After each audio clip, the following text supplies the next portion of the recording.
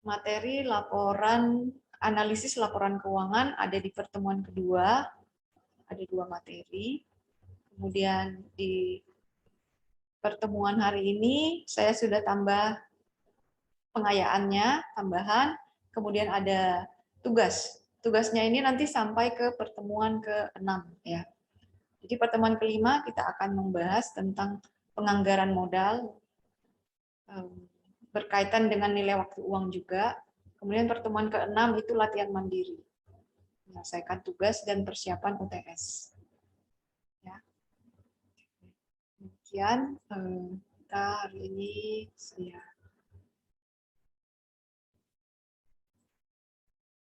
saya mulai ke analisis laporan keuangan ya.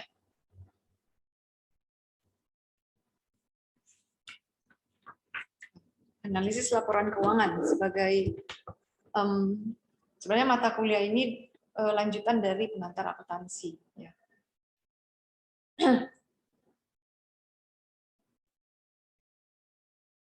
Ini bagi manajer keuangan perlu menganalisis laporan keuangan ya untuk mengevaluasi kinerja keuangan, kinerja perusahaan, menghitung, melihat harus kas juga, kompensasi, pengembangan karir, jadi bisa ditentukan dari analisis laporan keuangan. Jadi pihak-pihaknya ada banyak yang berkepentingan. Jika perusahaan meminjam uang ke bank, contohnya kreditur atau bank akan meminta laporan keuangan dan mereka perlu menganalisis terlebih dahulu kemampuan perusahaan melunasi hutang beserta bunganya setiap bulannya. Jika kamu investor ya, ada di sini yang mungkin buka akun di Bibit atau iPod. Terus sekarang kan banyak ya beberapa bank yang membuka rekening dana RDN ya, itu ceritanya. Investor-investor masih muda itu cukup banyak. Nah, kamu kalau membeli saham melihat rasio, melihat analisis laporan keuangan dari perusahaan tersebut ya. Pendapatannya bagaimana, kinerjanya bagaimana. Ada di sini yang invest saham, kecil-kecil nggak apa-apa. Sebagai karyawan, ada yang kerja di perusahaan terbuka? Kalau enggak juga nggak apa-apa.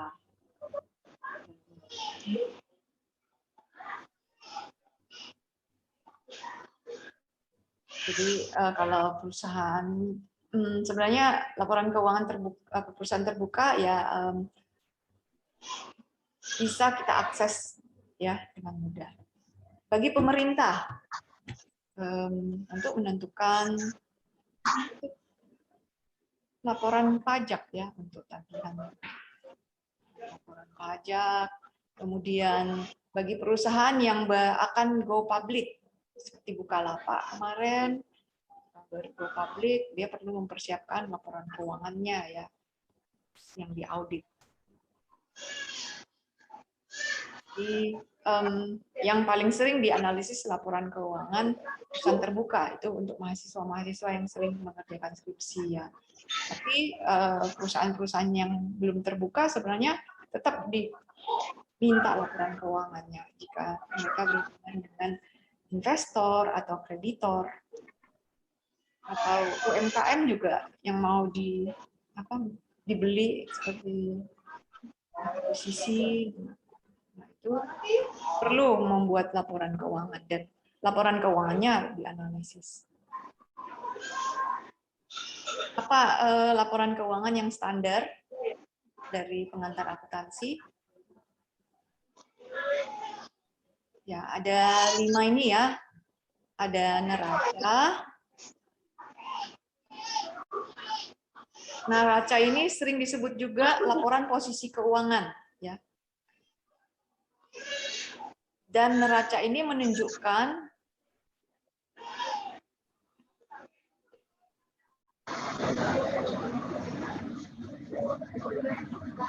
Kalau pengantar akuntansi, dia.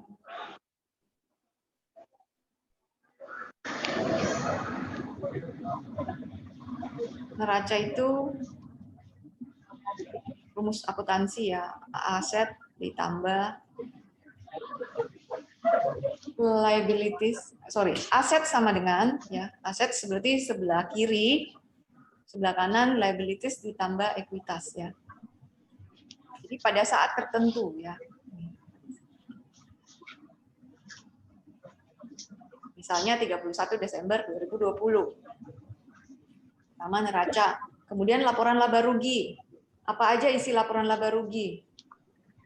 Menunjukkan penjualan dikurang biaya-biaya, kemudian nanti ada hasilnya laba atau rugi. Kemudian ada laporan saldo laba, menunjukkan perubahan laba ditahan selama periode tertentu. Laporan arus kas, menunjukkan arus kas selama periode tertentu. Arus kasnya ini biasanya dibagi 3 ya, dari aktivitas operasi, investasi, dan pendanaan. Kemudian ada juga yang kalah pentingnya, catatan atas laporan keuangan. Ini berisi rincian detail dari neraca, laporan laba rugi, kebijakan akuntansi, gimana pemakaian metode penyusutan, metode akuntansinya, kemudian perhitungan inventorinya, kebijakan-kebijakan yang dipakai perusahaan dalam menyusun laporan keuangan ya.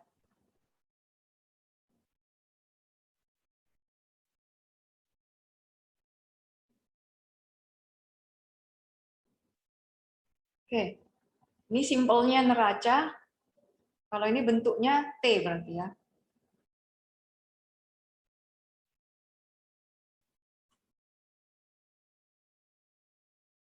Karena di sisi kanannya ada aktiva, ini total aktivanya ya. Kemudian di sisi kirinya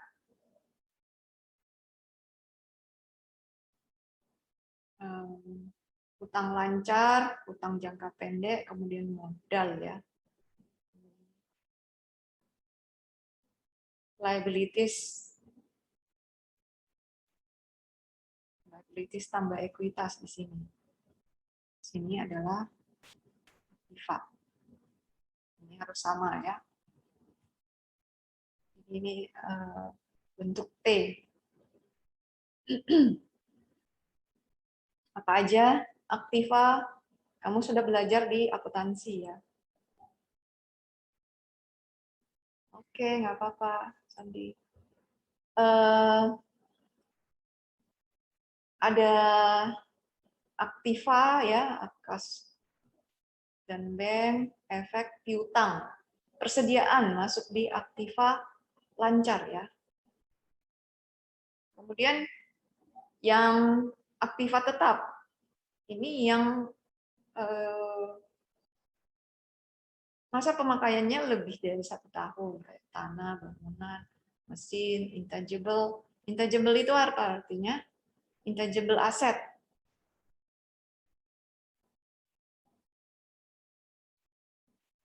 Ayo, yang SMA-nya akuntansi.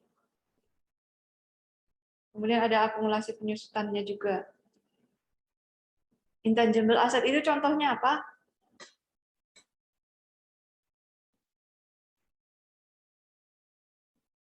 Goodwill, manajemen yang bagus, brand ya, kayak McD mungkin ya, atau yang kayak franchise itu dia kan intangible-nya punya manajemen dan brand. Kemudian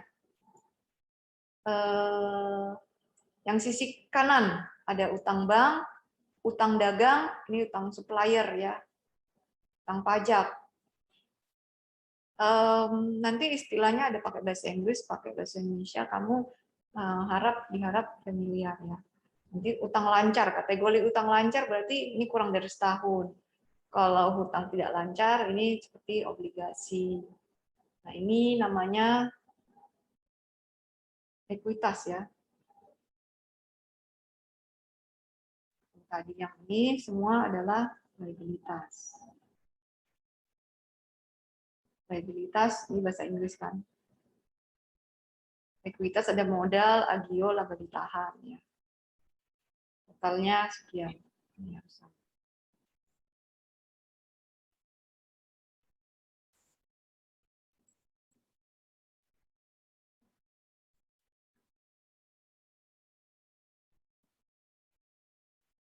Nah, yang kedua tadi laporan laba rugi. Nah, laporan laba rugi ini dalam satu periode tertentu. Misalnya dalam 1 tahun fiskal ya. Dalam laporan laba rugi apa aja isinya? Ini ada penjualannya, ada detail dari HPP, penjualan ya. Penjualan adalah sumber ya, sales, sumber dari pendapatan utama.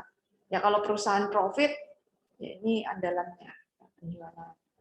Kemudian apa-apa aja biaya yang terkait dengan menghasilkan penjualan secara langsung ya, misalnya kalau pabrik yang berkaitan dengan memproduksi produk, nanti masuk ke HPP, cost of goods sold. Nanti ada baru gross margin atau laba kotor ya. Kemudian ini biaya operasi. Biaya operasi ini biasanya apa aja nih? Yang kayak biaya administrasi, biaya sewa gedung, biaya listrik, yang tidak biaya marketing, ya biaya yang tidak berkaitan langsung dengan produksi ya. Kalau itu perusahaan manufaktur ini dibedakan. Nah baru nanti dapat laba sebelum bunga dan pajak, EBIT. EBIT itu adalah earning before interest and tax. Kemudian ada bunga. Bunga ini terkait dengan hutang perusahaan. Misalnya perusahaan menerbitkan obligasi atau perusahaan meminjam dari bank ya. Baru nanti akan dapat laba sebelum pajak, earning before tax. Jadi ini kalau yang EBIT ini bisa dibilang laba operasi namanya ya. Laba. Ibu, maaf Bu, layarnya dari tadi belum ganti. Apa? Layarnya belum ganti di saya. Masih buka di kampus. Oh. Sebentar.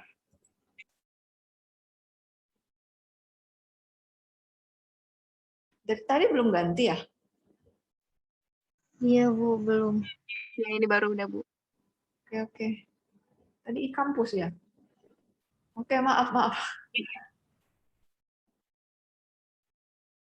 Berarti tadi ini belum kelihatan ya? Belum Bu.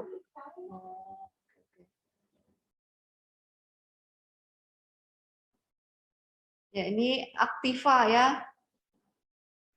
Tadi saya nggak perlu ulang lagi lah ya. Aktiva lancar, kemudian Aktiva tetap ya kategorinya. Sorry. Aktiva lancar nih ada receivable, persediaan. Ini current asset ada di sini ya. Bahasa Inggrisnya. Kemudian kalau yang sisi kiri ini current liabilities, ini ada utang dagang, utang bank, utang pajak. Jadi ini utang lancar namanya current liabilities yang harus dibayar sebelum atau jatuh temponya kurang dari 1 tahun. Ya. Sedangkan utang tidak lancar ya, seperti utang jangka panjang seperti obligasi ini. Untuk aktiva tetap, tadi ada tanah, bangunan, mesin, akumulasi penyusutan dari asetnya, kemudian intangible aset seperti goodwill, brand dari suatu perusahaan ya, ini masuk ke intangible dan hitungannya ini nanti tersendiri memang. Nanti jumlah aktiva tetap. Jadi ini bagian aktiva. Ini persamaan akuntansi ya. Liabilities tadi yang bagian atas ini. Kemudian ekuitas ya harus sama, aset sama dengan liabilities tambah ekuitas. Istilah-istilahnya tolong yang ini ekuitas, yang ini liabilitas ya, ini current liabilitas ya. Tolong dibiasakan. Oke.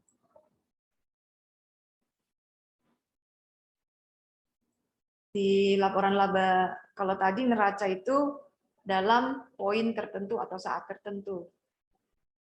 Sedangkan apa ini? Penjualan ya.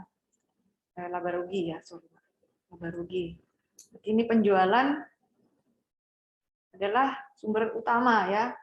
HPP tadi yang berkaitan dengan biaya-biaya untuk memproduksi secara langsung ke penjualannya. Kalau pabrik berarti yang terkait dengan, kamu sudah paham ya istilahnya, laba kotor, gross margin. Nanti ada biaya operasi. Biaya operasi seperti biaya gaji, biaya listrik, biaya sewa gedung. Nanti laba kotor dikurangi biaya operasi, ada earning before interest and tax. Atau bisa juga disebut laba operasi. Laba kotor bisa juga ya. Oh, ini laba kotor udah. Ini laba operasi nanti. Setelah dikurangi biaya operasi. Nanti bunga yang terkait dengan hutang atau obligasi ya. Selanjutnya, EBIT dikurang bunga, ada earning before tax. Dari earning before tax ini, pajaknya, misalnya tarifnya 25% dikalikan. Ya. Jadi kalau ini 160, coba kamu hitung. Berarti tarifnya ini berapa nih? Soalnya pengurangannya 160 dibagi 400, berarti itu adalah tarif pajaknya ya. Kamu bisa hitung. Laba sebelum pajak. Ini pengurangan yang terakhir. Ini net income juga ya. Bahasa Inggrisnya. Oke, saya lanjut.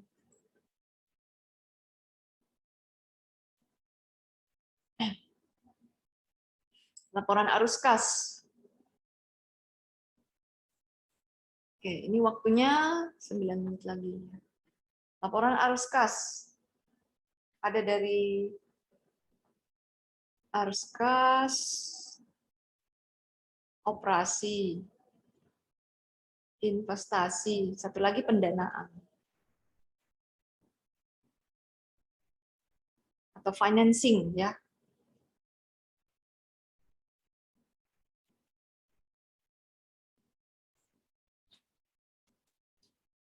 Inggrisnya financing. Nah,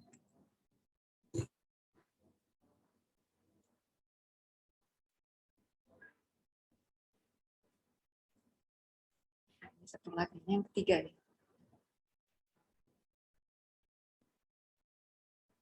Kemudian nanti ada perubahan modal kerja ya di yang sering kalian lihat nanti di laporan keuangan. Paling gampang melihat laporan keuangan TBK. Kemudian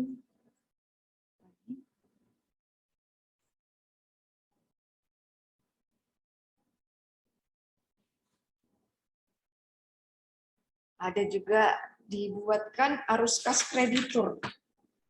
Kalau kamu misalnya yang meminjamkan uang, kamu akan menerima bunga ya. Kurangi pinjaman bersih. Arus kas pemegang saham. Di kelas ini nggak ada yang ini, yang investasi. Jika ada, mungkin kamu pernah menerima dividen ya. Dividen yang dibayarkan, ini dikurangi jumlah modal baru bersih yang diperoleh.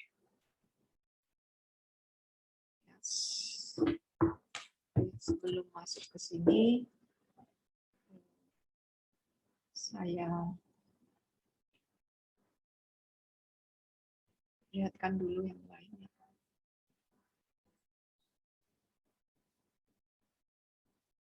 Saya pindah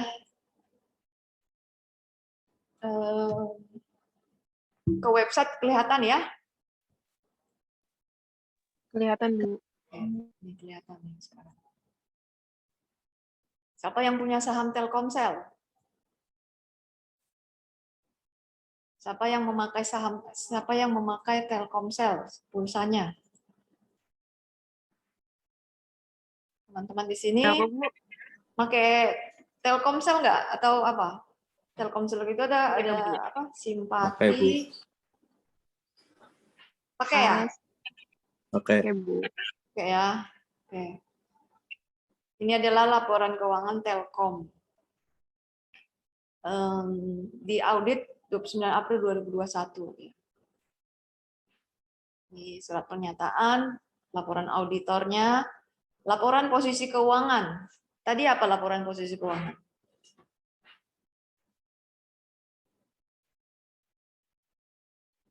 Nama lain dari neraca ya. Konsolidasi ini apa? Mungkin Telkom punya beberapa ini ya, sektor yang lain.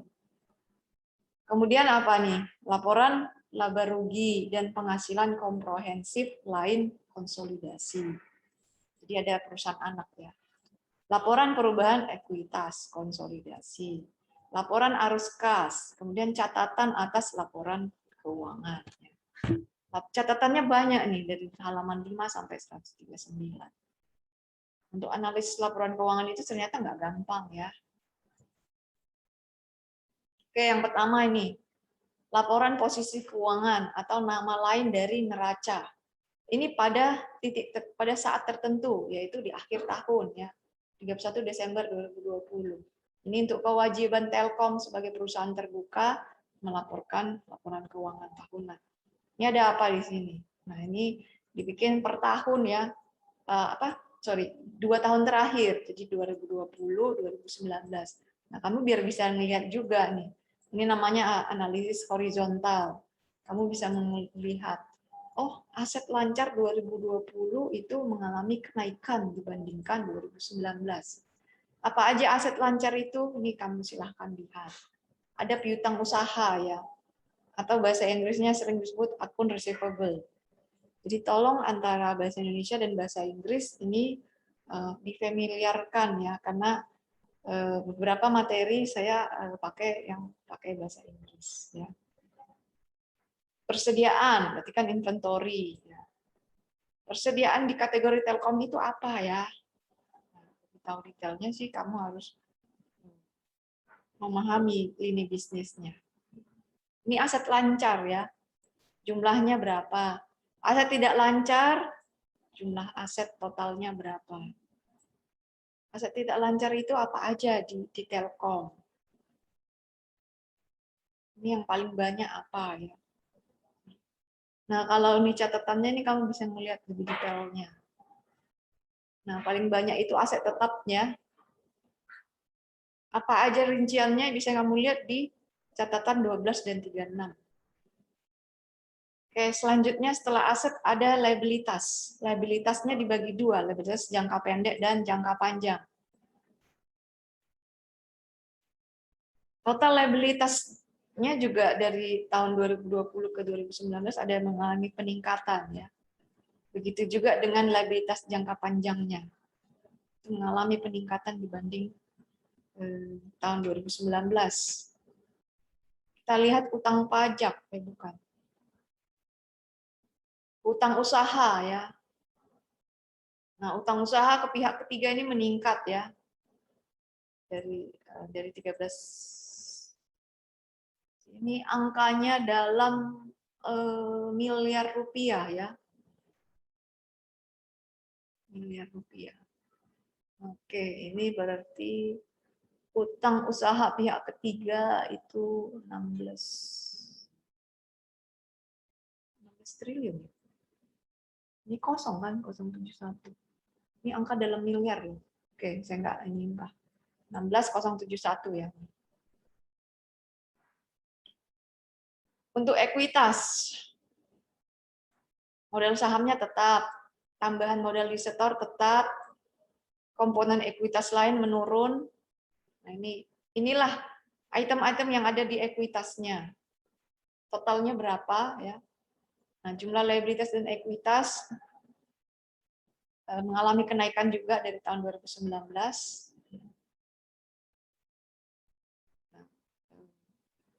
Aset harus sama dengan total jumlah liabilities dan ekuitas ya. Ini kan 246943, 246943 sama.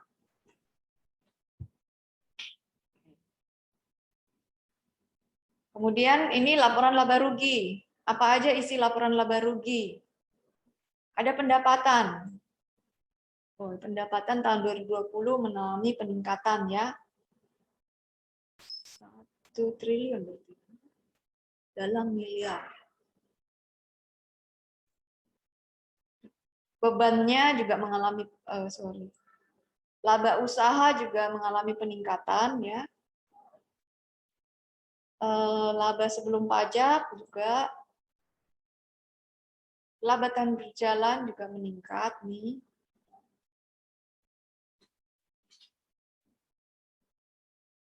Nah, ini terkait dengan usaha yang atasnya. Kemudian ada juga penghasilan komprehensif lain. Ini kalau laporan keuangan yang konsolidasi ini ada lebih banyak ya. Ini laba per lembar saham berapa. Oke, selanjutnya.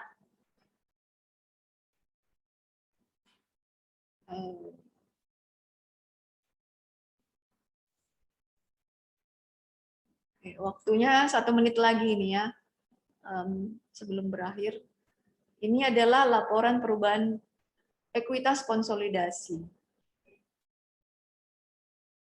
Saldo per awal tahun, saldo per 31 Desember 2019, kemudian saldo 1 Januari 2020 pasti nggak beda jauh dengan, pasti ngambil dari saldo 31 Desember 2019.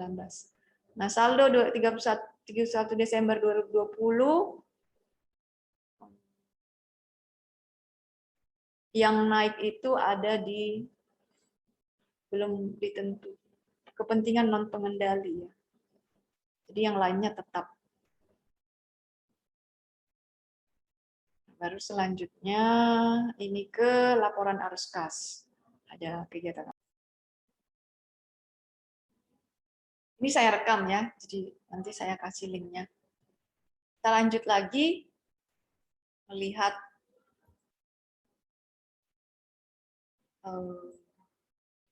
laporan keuangan dari PT Telkom ya, dan entitas anaknya.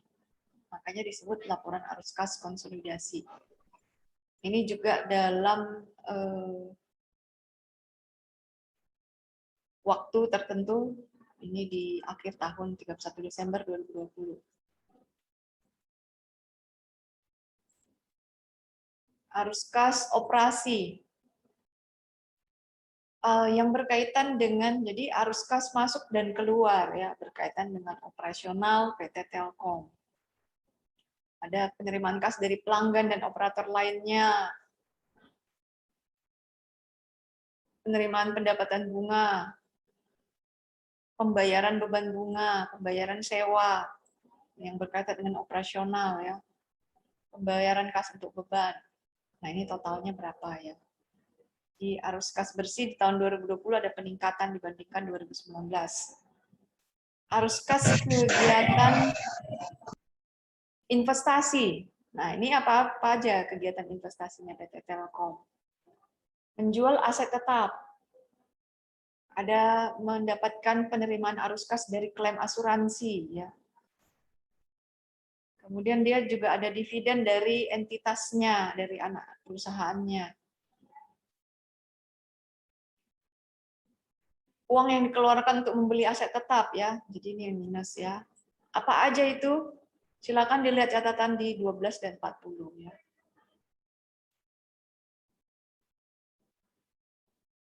Pembelian aset tak berwujud. Ya, aset tak berwujud ini ya kategori yang intangible ya. Apa aja nih ada dia beli. Nah, totalnya berapa kegiatan investasi?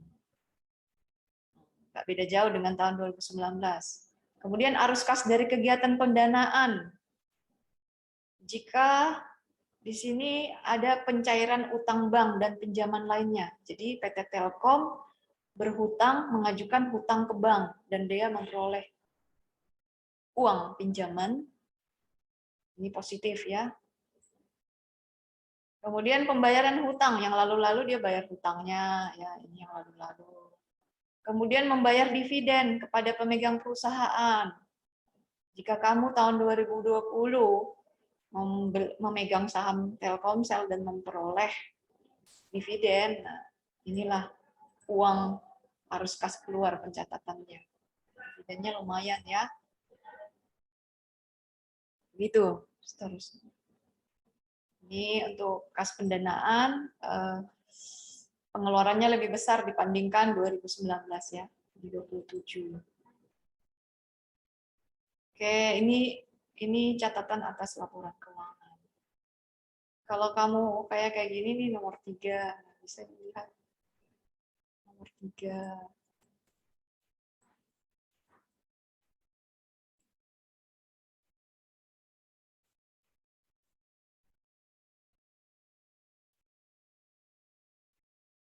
Aktivitas kebijakan akuntansi ya. Kalau mau apa saham ya sering baca ini mumpung masih muda.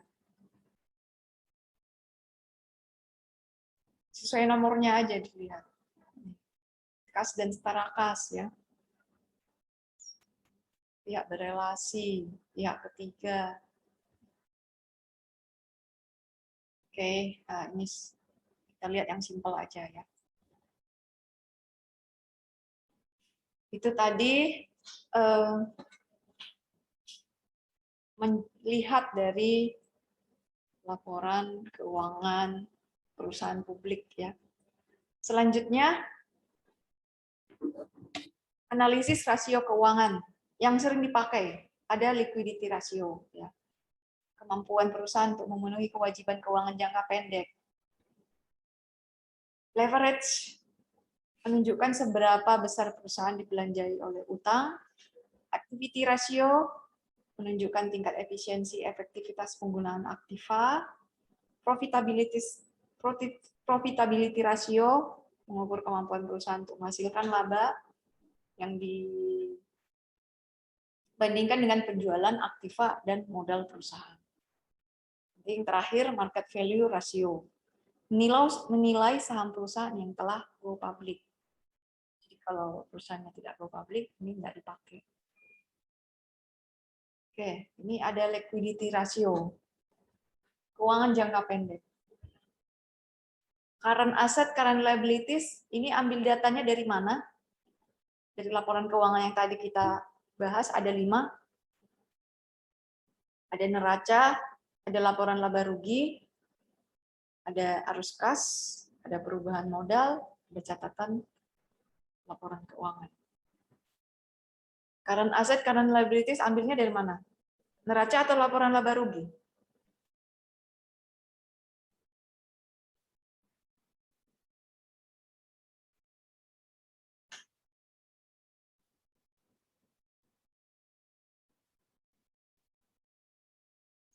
Tadi datu, current asset, current liabilities itu ambilnya dari data laporan neraca atau laporan laba rugi? Neraca kayaknya, Bu. Neraca isinya apa?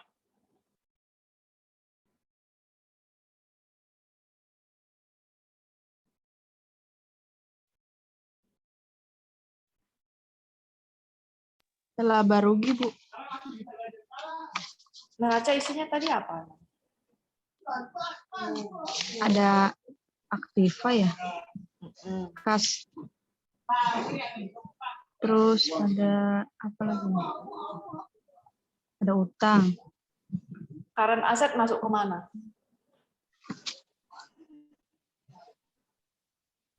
Current asset. Ini Laba aset rugi. lancar kan bahasa Indonesianya, masuk ke mana? Aset lancar masuk ke mana?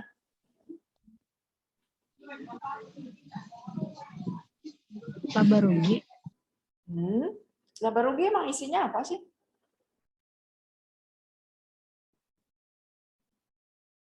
Pendapatan kan Bu, laba rugi isinya. Oh, sales.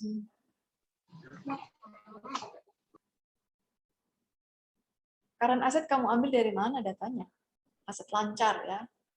Kemudian ada aset ini current liabilities berarti hutang lancar. Ambil dari mana nih data ini? Kalau kamu mau disuruh buat likuiditas rasio.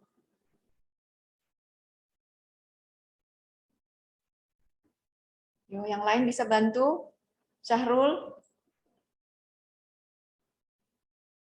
Adik kita?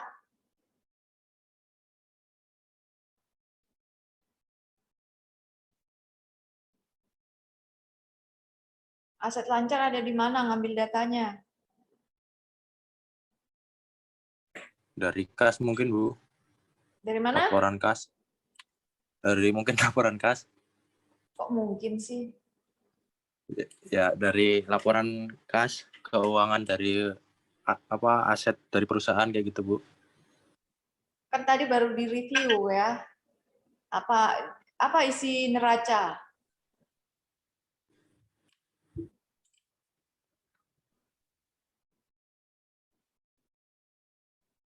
Isi neraca ada apa?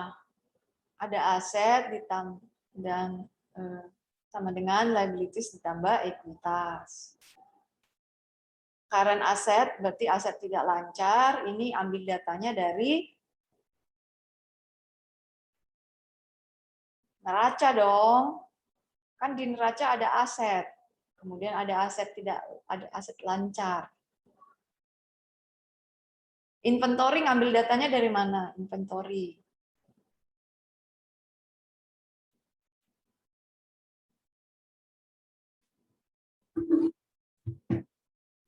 Ainur Rahman,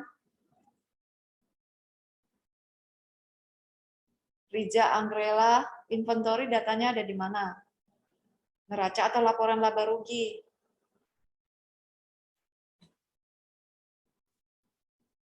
Ainur Rahma, tolong videonya dibuka.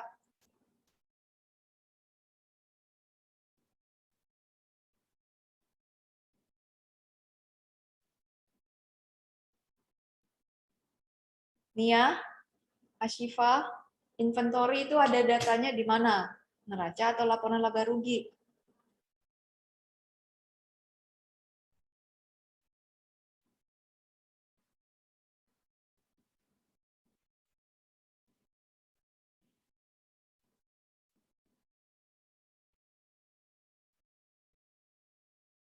Oke, jadi kalau kalian cuma mendengar saja, itu sambil lewat ya. Memang harus ada tugas. Saya nggak tahu kalian menulis apa enggak ya. Ada yang sambil kerja. Tapi yang memang waktunya masih bisa, ya kamu pada saat kuliah online ini kamu mencatat ya, supaya nggak lupa. Inventory ada di mana Sadidatu? Rohma. Manggilnya apa sih Rohma ya? Inventory ngambil di mana datanya?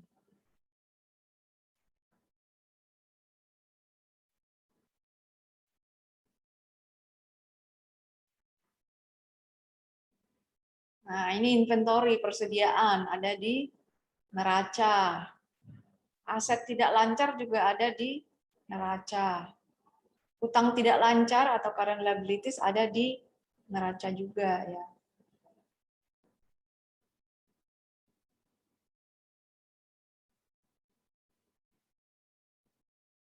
Oke. Jadi ini yang liquiditas rasio, ini datanya ada di neraca ya. Perbedaan quick ratio dengan current ratio. Ada current ratio dikurangi inventory. Jadi persediaan itu dianggap tidak liquid ya, tidak gampang diuangkan sehingga disebut quick ratio. Current asset dikurangi inventory. Current liabilities ya namanya. Dibagi current liabilities namanya quick ratio. Ini semakin ke bawah ini semakin liquid ya, gampang dicairkan. Cash ratio itu adalah pembilangnya cash, uang yang di bank, dan marketable securities. Jadi beberapa perusahaan punya mungkin daripada uang lebih, ya dia menginvestkan di saham. Ya. Marketable securities ini gampang dicairkan, kayak saham-saham yang liquid ya, ini gampang dicairkan kayak LQ45. Dibagi current liabilities. Jadi kalau dilihat dari atas ke bawah, yang paling bawah ini lebih liquid, cash ratio. Rasio yang menghitung paling liquid. Bisa dilihat di sini ya.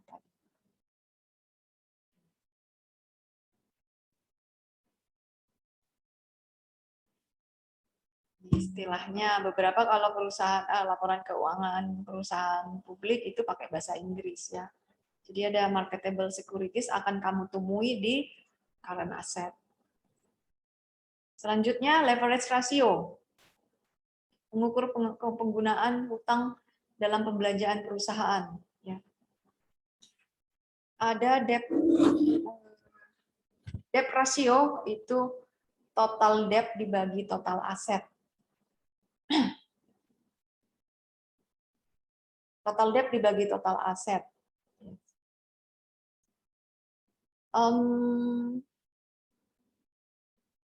Debt aset. Ini ambil datanya dari mana lagi nih?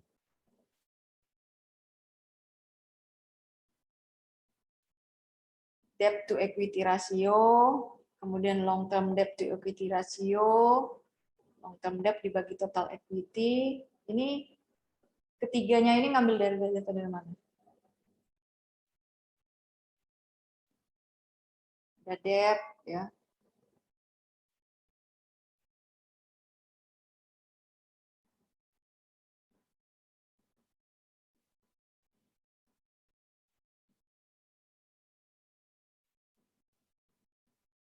Ambil dari mana?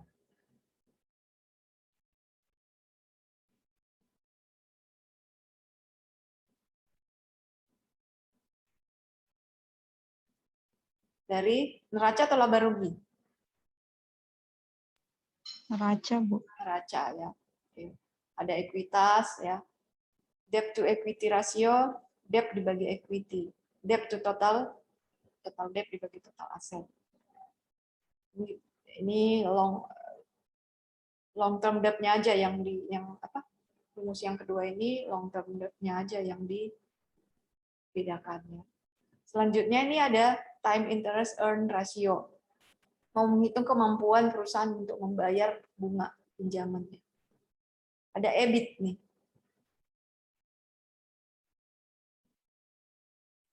Earning before interest and tax, atau tadi istilahnya apa? Laba kotor ya. Sorry, laba operasi. Earning before interest and tax. Ada juga bunga. Nah, ini laba operasi ada di, bukan di neraca lagi ya, ada di laporan laba rugi ya. Oke. Selanjutnya, activity ratio. Efektivitas dan efisiensi perusahaan dalam mengelola aktivanya. Receivable turnover. Data sales. Ya. Sales ambil di mana? Dari laporan laba rugi kan? Akun receivable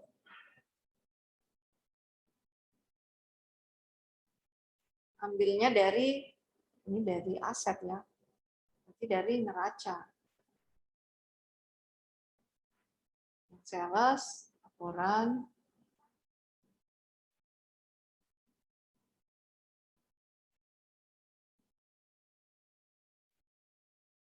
laba rugi.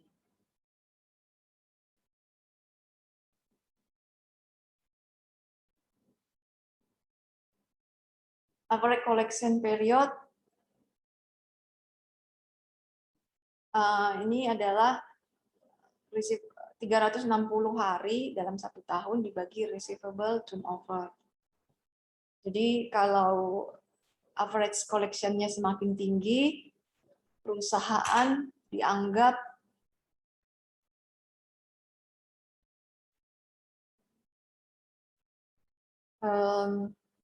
lama menagih utang dagangnya, ini akun receivable.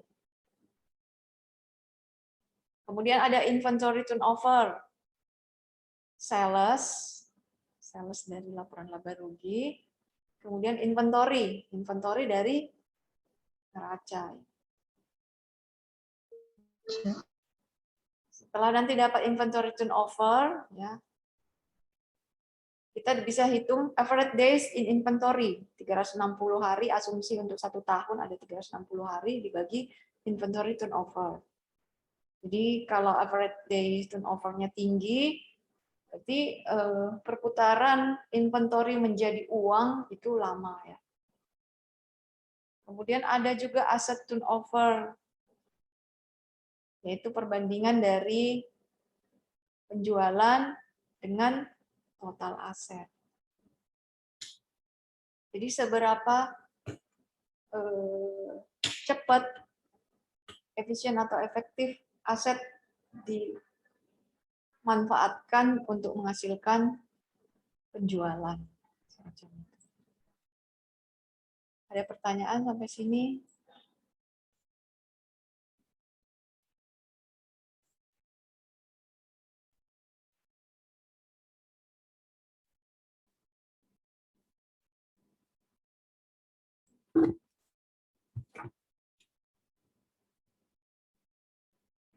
Ada pertanyaan?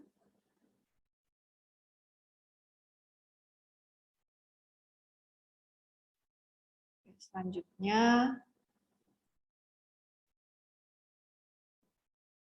profitability ratio.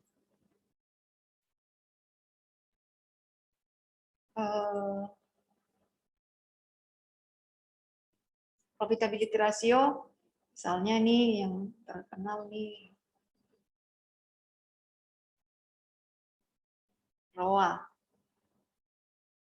earning after tax atau net income, bisa disebut juga, atau laba bersih, ya, dibagi dengan total aset. Jadi seberapa,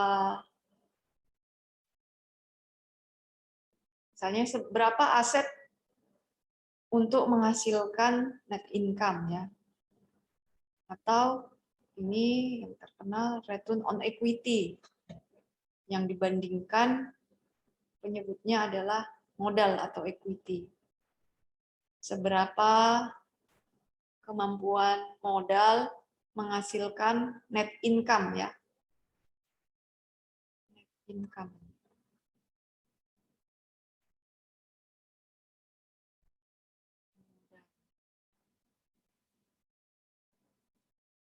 Untuk net profit margin (NPM), ya,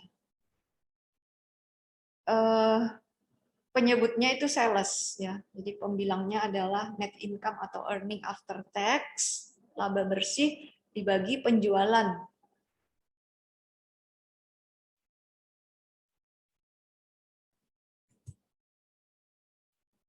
Saya pastikan dulu ini udah video, ya. Udah video.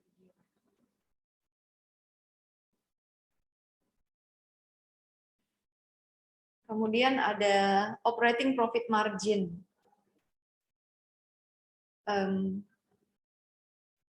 Penyebutnya ini sales, ya.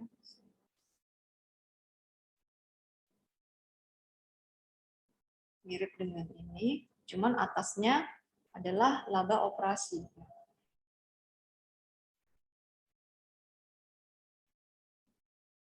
Hanya operating profit margin. Kalau ini net profit. Kalau ini kan earning after tax, ini net income atau net profit sama, ya. Selanjutnya gross profit margin. Penyebutnya ini sales juga. Pembilangnya ini gross profit. Gross profit itu tadi apa? Yang penjualan dikurang HPP, ya. laba kotor. Gross profit nih tadi. Laporan laba rugi. Ini gross profit yang 1 juta ini. 1 juta dikurang, dibagi, apa tadi? Salesnya. Ya. 1 juta dibagi salesnya tadi 4 juta ya. Oke. Ada pertanyaan? Kayak ini. Terakhir ini market value, nanti lihat yang lain aja, lihat slide yang lain. Oke.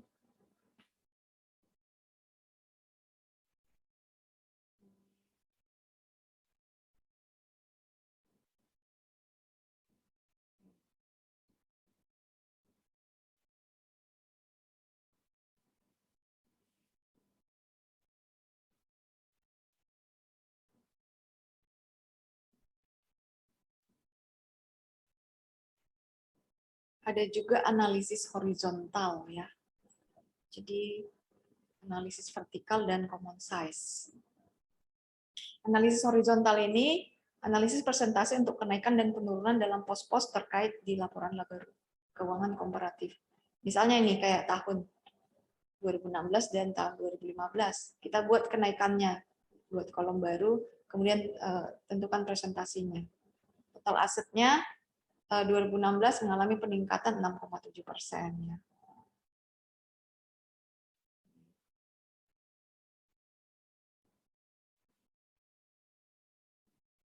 Kenaikannya dibagi tahun dasarnya. Tahun dasarnya ini 2015.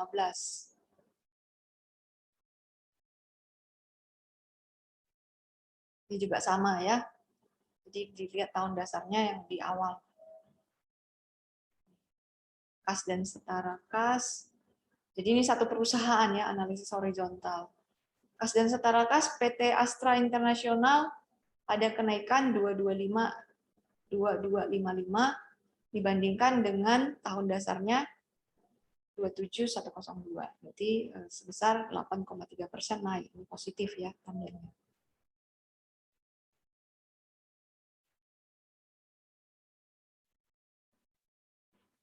Nah, bagaimana kalau laporan laba rugi? Kalau tadi neraca ya. Kalau laporan laba rugi juga sama. Pendapatannya, pendapatan ini kan paling penting ya. Nah, ini ternyata PT Astra tahun 2016 mengalami penurunan ya. Ini tanda kurung berarti negatif. Minus 3112 dibagi tahun dasarnya 184196. Ini dapat minus 1,7% pendapatan netonya. Begitu juga untuk laporan saldo laba ya. Ada kenaikan apa enggak?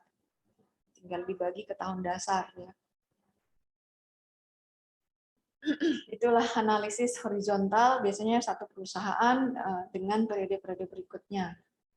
Oke. Ada lagi analisis vertikal ya. Digunakan untuk menunjukkan hubungan masing-masing pos terhadap jumlah total dalam satu laporan. Jadi untuk neraca sendiri, untuk laporan laba rugi sendiri. Misalnya laporan posisi keuangan masing-masing pos dinyatakan dengan persentase total aset ya. Kemudian masing-masing pos sebelah kiri yang neraca itu liabilities dan ekuitas dinyatakan persentase dari total liabilities dan ekuitas. Ini kita lihat data yang sama ya, Astra 2016 dan 2015. Total asetnya itu 100%. Jadi masing-masing ada aset lancar itu porsinya berapa dari total aset keseluruhan. Piutang jangka panjang berapa dari total keseluruhan. Ini ada 12,7. Tinggal dibagikan aja ya. Kalau aset lancar 110 403 dibagi 261 855. Itulah presentasinya. Begitu yang lain. Jadi tolak ukurnya total aset 100%. Untuk liabilities dan ekuitas, jadi total liabilities dan ekuitas yang dibuat tolak ukur 100%. Nah, kita bisa lihat, misalnya liabilities jangka panjang porsinya itu 89079 dibagi 261855. Berarti 34% porsi jangka panjang dari keseluruhan total liabilities dan ekuitas di tahun 2016. Ya. Untuk ini tadi saya jelaskan ya, ini perhitungannya. Selanjutnya, analisis vertikal untuk laporan laba rugi. Masing-masing pos dinyatakan sebagai persentase dari penjualan, karena penjualan sumbernya. Ya. Kita bisa lihat lagi datanya. Ini adalah pendapatan neto. Jadi pendapatannya ini 100%. Bebannya itu berapa persen dibandingkan pendapatan. Ya, tinggal dibagikan aja 144.652 ini minus dibagi 181.084. Porsinya ini minus 79,9. Oke. Tadi sudah horizontal, vertikal, sekarang rasio common size. Semua pos dinyatakan dalam presentasi tanpa nilai rupiah. Ini seringkali digunakan untuk membandingkan satu perusahaan dengan perusahaan lain atau membandingkan satu perusahaan dengan rata-rata industri. Ini PT Astra Internasional dengan PT Unilever. Sebenarnya enggak beda lini perusahaan ya. Oke, jadi kayak tadi pakai analisis vertikal, ini laporan laba ruginya, di mana pendapatannya itu dibuat 100% sebagai dasar. Kita bisa lihat nih, beban pokok pendapatan Astra Internasional 79,9 lebih besar dibandingkan beban pokok PT Unilever yang sebesar 48,9.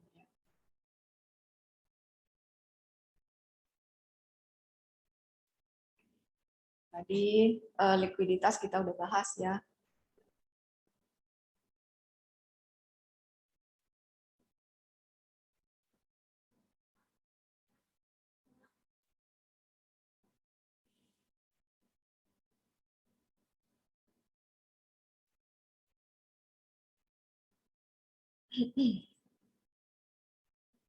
Rasio lancar tadi sudah saya jelasin.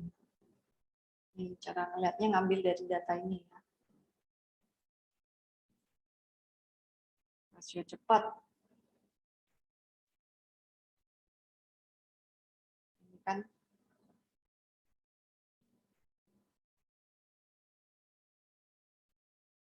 kas investasi piutang,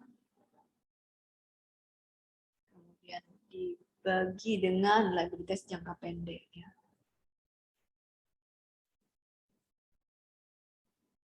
Perputaran piutang, usaha juga ada ya. Tadi sih nggak dibahas.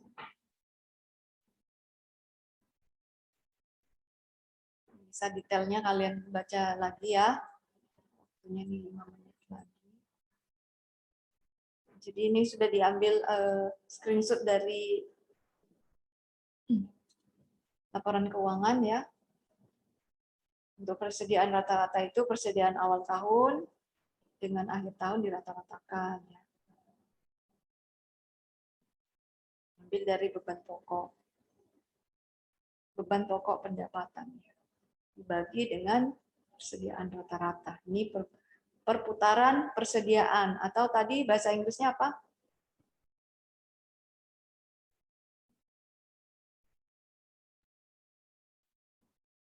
Average inventory turnover ya.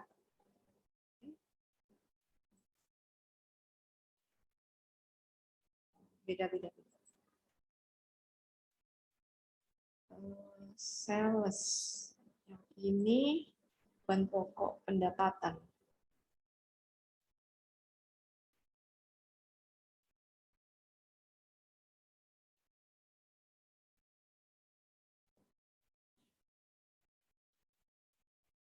Kalau yang tadi soalnya itu pakai beda-beda ini ya, beda Inventory turnover. Beda. Dia kalau di sini dia pakai sales bagi inventory. Kalau yang ini perputaran persediaan, beban pokok penjualan dibagi persediaan rata-rata. Jadi sebenarnya ada banyak macam rasio-rasio keuangan. Nanti ada tugas, kalian diberi contoh dulu, kemudian dari contoh itu kamu mengerjakan untuk pembuatan rasio ya, rasio keuangan. Ini saya skip. Tadi sudah.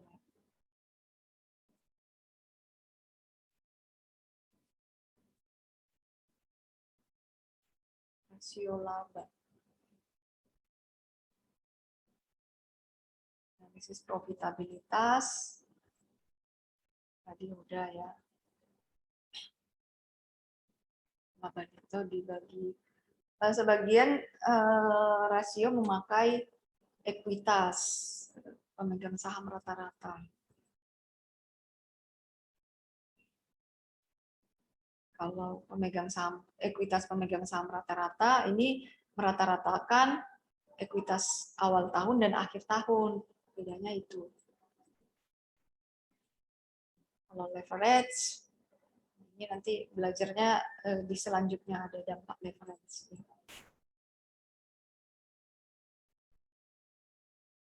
Nih, laba per lembar saham ya. Laba neto dikurang dividen saham preferen dibagi jumlah lembar saham yang beredar. Lebih detailnya kamu bisa lihat juga ini sebagai tambahan.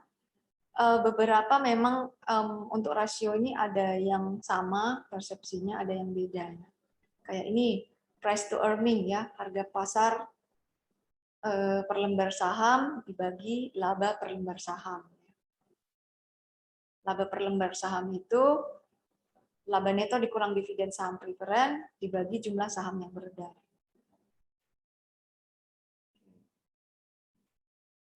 Selanjutnya, nah ini kamu bisa lihat evaluasi rasio-rasio keuangannya. Mana yang naik membaik, mana yang naik memburuk. Kayak receivable turnover naik itu membaik, tapi kalau average collection period-nya mencairkan piutangnya lama, ini naik, berarti memburuk. Oke, selanjutnya ada DuPont. Ya. Oke, maaf. Ini less than 1 minute. Kita lanjut nanti DuPont setelah sesi terakhir ya. Jadi dalam analisis rasio keuangan ini banyak ada keterbatasan ya. Misalnya metode akuntansi yang dipakai itu mempengaruhi ke hasil analisis laporan keuangan.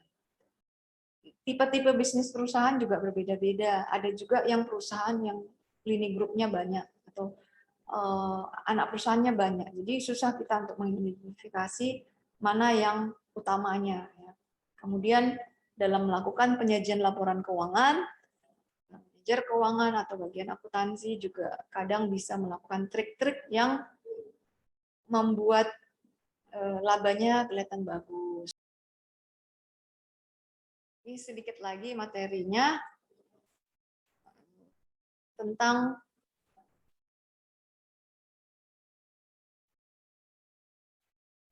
DuPont ya.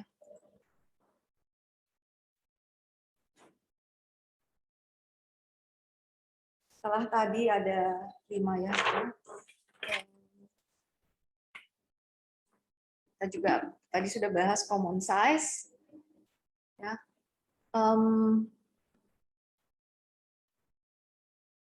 Ini common size-nya tadi item-item yang ada di laporan laba rugi. Nah, dibandingkan ke rata-rata industri, dibandingkan dari waktu ke waktu.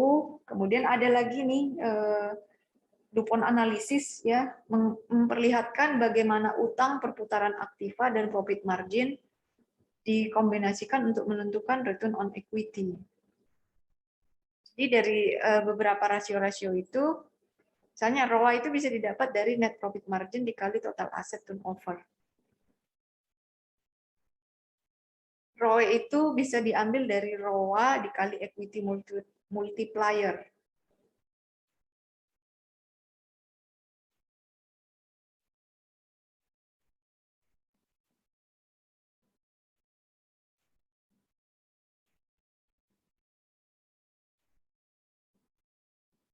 Ini ROE sama dengan P, profit margin dikali tato dikali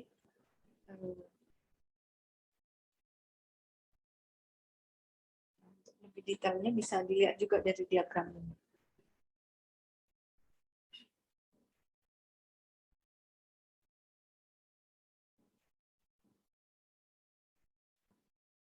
Profit margin ini memperlihatkan pengawasan terhadap biaya. Total asset turnover memperlihatkan efektivitas penggunaan aktiva. Equity multiplier memperlihatkan efektivitas penggunaan utang. Financial leverage. Jadi sebenarnya ini tinggal dimatikan, ini mati, ya. Nanti hasilnya laba bersih dibagi total ekuitas, ya.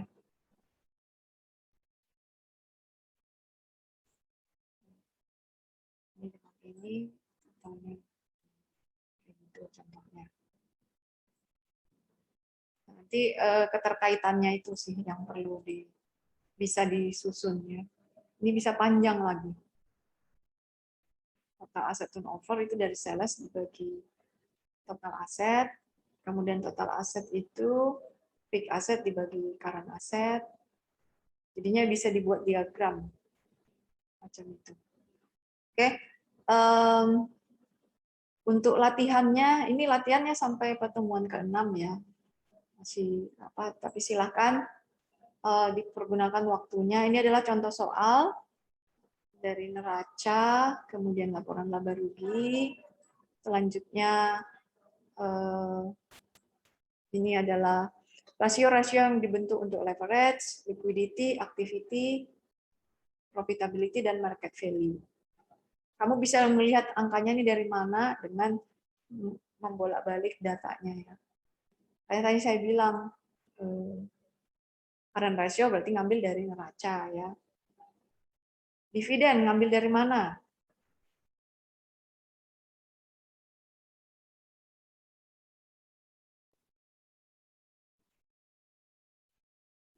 Dividen ngambil dari mana? 1.600. Ini ada di laporan laba rugi ya, paling bawahnya. Ya, jadi kamu lihat dulu contohnya ini, kemudian selanjutnya tugas, ini ada PT Petrokimia, ada 3 tahun terakhir untuk neraca per 31 Desember ya. Selanjutnya ada laporan laba ruginya. Nah, buatlah rasio-rasio keuangan yang mirip dengan data-data ini, leverage, ada 5 ya. Ada 5 analisisnya, ini kamu buat. Jadi disesuaikan dengan datanya. Saya harap sih semuanya ada ya. Kemudian bisa susun bagan DuPont untuk tahun 2000 dan 2001. Kemudian kamu coba menjelaskan tentang rasio keuangan tersebut. Ya. Panduannya kamu bisa melihat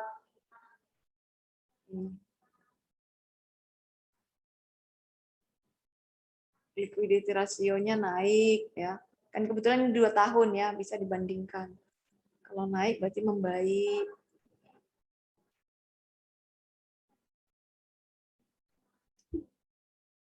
Datanya ini untuk DuPont-nya juga membandingkan 2 tahun ya, 2000 dan 2001.